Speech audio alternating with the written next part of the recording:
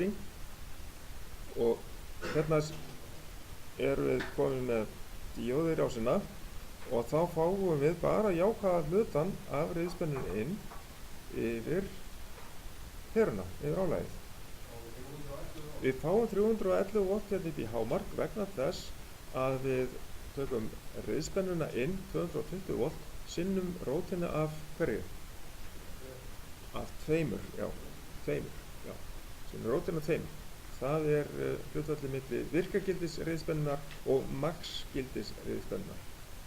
Sinnum rótina af tveimur virkagildi. Svo að, hvað verður restina af spennunni? Hvert fellur hún? Neðri hlutin, neikvæði partur reiðbylgjunar. Ég stoppar það, já. Þá verður það svona. Sjáu þið þetta? Þið sjáu þetta? Gott.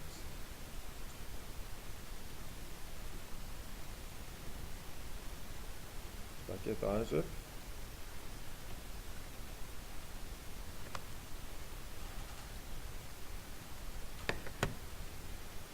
Og svo sjáum við þarna að við þurfum að fara að nota í síðasta liðnum, þá þurfum við að nota formúlurnar sem að finnum á formúlublaðinu okkar. Ég til að reikna út spennuna yfir peruna við 45 gráðu opnun og hopn, eða þess að við þurfum að reikna það út fyrst. Því að við erum að láta stýripúlsinn kveikja opna stýrstórinn eftir 2,5 millisekundur eftir að reiðspenna fer í gegnum núllpunktinn.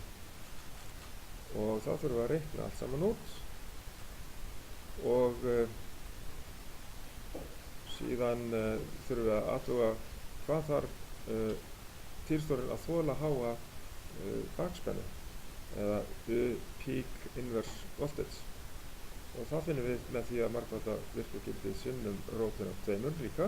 Það sama á max-gildið eða 311 volt. Og svo sem sagt sjáum við þá að spennan inn. Já, ég ætla að sýna ykkur það eftir. Og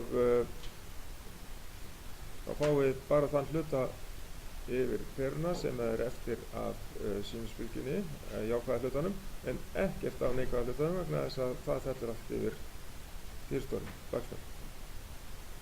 Þá ætlum ég að stoppa upptökuna